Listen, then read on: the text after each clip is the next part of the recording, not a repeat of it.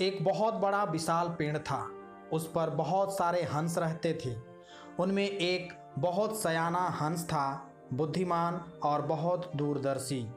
सब उसका आदर करते, ताऊ कहकर बुलाते थे। एक दिन उसने एक नन्ही सी बेल को पेड़ के तने पर बहुत नीचे लिपटते पाया। ताऊ ने दूसरे हंसों को बुलाकर कहा, देखो, इस बेल को नष्ट कर दो। एक दिन यह बेल हम सबको मौत के मुंह में ले जाएगी। एक युवा हंस हंसते हुए बोला, ताऊ, यह छोटी सी बेल हमें कैसे मौत के मुंह में ले जाएगी? सयाने हंस ने समझाया, आज यह तुम्हें छोटी सी लग रही है, धीरे धीरे यह पेड़ के सारे तने को लपेटा मारकर ऊपर तक आएगी।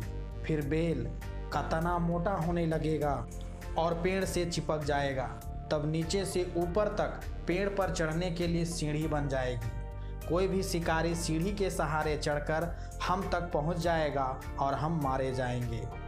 दूसरे हंस को यकीन ना आया, एक छोटी सी बेल कैसे सीढ़ी बनेगी? तीसरा हंस बोला, ताऊ, तू तो एक छोटी सी बेल को खींचकर ज़्यादा ही लंबा कर रहा है। एक हंस बड़बड़ाया, यह ताऊ अपनी अक्ल का रौब डालने के लिए अंट संट कहानी बना रहा है। इस प्रकार किसी दूसरे हंस ने ताऊ की बात को गंभीरता से नहीं लिया।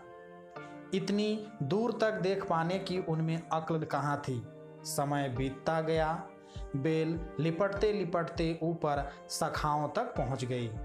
बेल का तना मोटा होना शुरू हुआ और सचमुच ही पेड़ के तने पर सीढ़ी बन गई, जिस पर आसानी से चढ़ा जा सकता था। सबको ताऊ की बात की सच्चाई सामने नजर आने लगी, पर अब कुछ नहीं किया जा सकता था, क्योंकि बेल इतनी मजबूत हो गई थी कि उसे नष्ट करना हंसों के बस की बात नहीं थी। एक दिन जब सब हंस दाना चुगने बाहर गए हुए थे, तब एक बहेलिया उधर आ निकला। पेड़ पर बनी सीढ़ी को देखते ही उसने पेड़ पर चढ़कर जाल बिछाया और चला गया।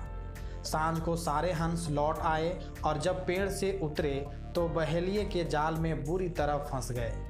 जब वे जाल में फंस गए और फड़फड़ाने लगे, तब उन्हें ताऊ की बुद्धिमानी और दूरदर्शिता का पता लगा। सब ताऊ की बात न मानने के लिए लज्जित थे और अपने आप को कोस रहे थे। ताऊ सबसे रुष्ट था और चुप बैठा था। एक हंस ने हिम्मत करके कहा, ताऊ, हम मूर्ख हैं, लेकिन अब हमसे मुंह मत फेरो। दूसरा हंस बोला, इस संकट से निकालने की तरकीब तू ही हमें बता सकता है। आगे हम तेरी कोई बात नहीं टालेंगे। सभी हंसों ने हामी भरी।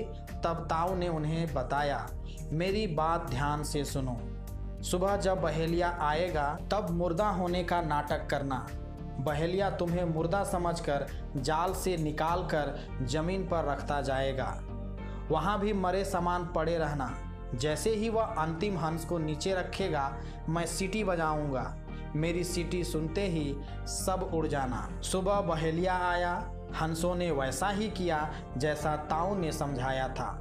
सचमुच बहेलिया हंसों को मुर्दा समझकर जमीन पर पटकता गया। सीटी की आवाज़ के साथ ही सारे हंस उड़ गए। बहेलिया अवाक होकर देखता रह गया। वरिष्ठ जन घर की धरोहर हैं, वे हमारे संरक्षक एवं मार्गदर्शक हैं। जिस तरह आंगन में पीपल का वृक्ष फल नहीं देता परंतु छाया अवश्य देता है, उसी तरह हमारे घर के बुजुर्ग हमें भले ही आर्थिक रूप से सहयोग नहीं कर पाते हैं, परंतु उनसे हमें संस्कार एवं उनके अनुभव से कई बातें सीखने को मिलती है। बड़े बुजुर्ग परिवार की शान है। वो कोई कूड़ा करकट नहीं है जिसे कि परिवार से बाहर निकाल फेंका जाए।